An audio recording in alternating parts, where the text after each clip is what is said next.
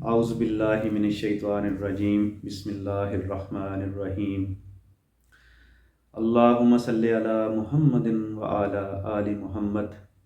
کما صلیت علی ابراہیم وعلی آل ابراہیم انک حمید مجید۔ پیارے دوستو، آج ہم جس حدیث کا ذکر کرنے لگے ہیں، ہماری آج کی 40ویں حدیث ہے بخاری اور مسلم کی، جو کہ حضرت عبداللہ بن مسعود سے روایت ہے۔ ان ابن مسعود قال قال رسول اللہ صلی اللہ علیہ وسلم لا حسد الا فی اثنتین رجل اتاہ اللہ مالا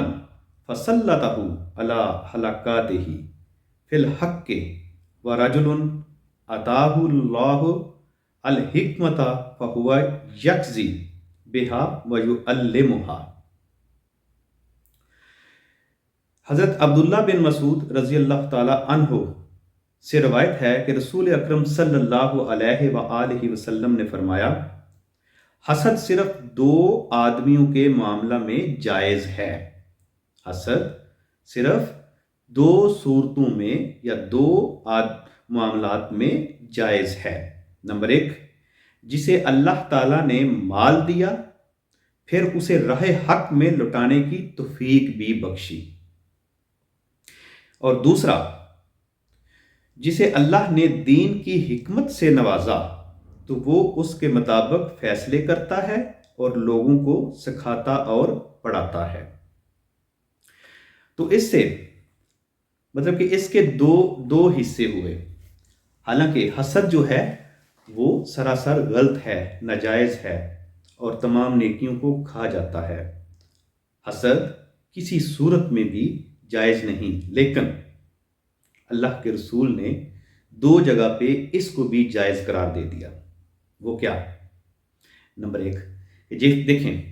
اللہ تعالیٰ، آپ دیکھتے ہیں کہ یار ایک شخص ہے، اللہ تعالیٰ نے اس کو اتنا دولت سے نوازا ہے، اتنا زیادہ اللہ تعالیٰ نے اس کو رزق حلال اور دولت سے مالا مال کر رکھا ہے، اور وہ شخص یہ نہیں دیکھتا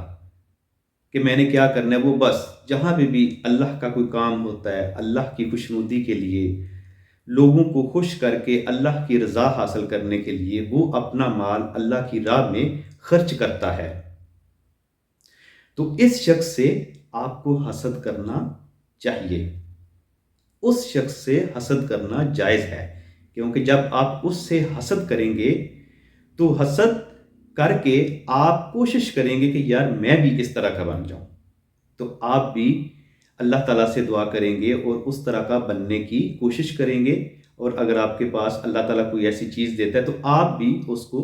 اللہ کی راہ میں لگانے کی کوشش کریں گے۔ تو ایسا شخص بننے کی کوشش کریں اور اللہ سے دعا کریں کہ اللہ تعالیٰ آپ کو ایسا مالدار شخص بنائے کہ آپ لوگوں کو دکھا کر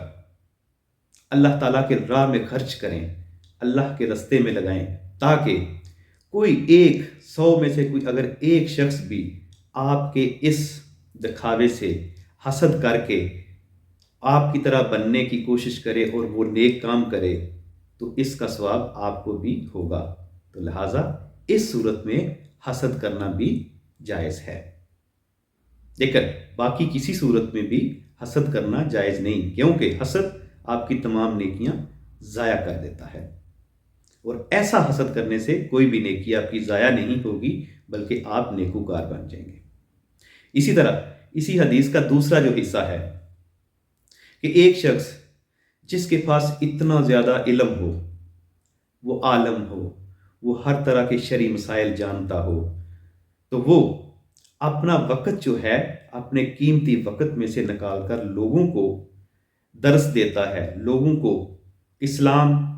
کے بارے میں بتاتا ہے، خواہ وہ چھوٹی چھوٹی ہی چیزیں بتائے، لیکن ایسی چیزیں بتانے سے اگر کسی کا فائدہ ہوتا ہے اور وہ جنت کا حقدار ہو جائے تو اور اس کو کیا چاہیے۔ تو ایسا شخص آپ دیکھتے ہیں کہ یار یہ شخص جو ہے علم والا ہے،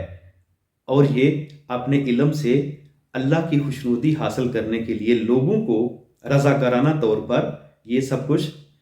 ڈلیور کر رہا ہے، لوگوں کو بتا رہا ہے، تو ایسے شخص سے بھی حسد کرنا بنتا ہے۔ حسد کریں ایسے شخص سے، اور جب وہ آپ حسد کریں گے تو آپ اس کی طرح زیادہ نہیں تو کچھ تو سیکھیں گے۔ جب آپ کچھ نہ کچھ سیکھ کر لوگوں کو ڈلیور کریں گے، لوگوں کو بتائیں گے، تو یہ بھی آپ کے لیے حسد ہوگا، تو حسد، لیکن یہ گناہ والا حسد نہیں ہوگا، آپ کے لیے ایک مشعل راہ ہوگا، اور آپ کو نیک کام کرنے کی، علم حاصل کرنے کی، اور علم حاصل کر کے باقی لوگوں کو اس کو سکھانے کی ہمت دے گا۔ تو ایسی صورتوں میں، دو صورتوں میں آپ حسد کر سکتے ہیں دو لوگوں سے، ایک وہ جو ایسا غنی ہے، ایسا دولت مند ہے جو زیادہ سے زیادہ اللہ کی راہ میں خرچ کرتا ہے، اور ایک ایسا ولی یا ایسا عالم دین جو زیادہ سے زیادہ علم لوگوں کو سکھاتا ہے۔ تو دعا ہے کہ اللہ تعالی ہمیں اپنے نیک اور اچھے اعمال کرنے والے لوگوں میں شامل کرے۔ آمین ثم آمین۔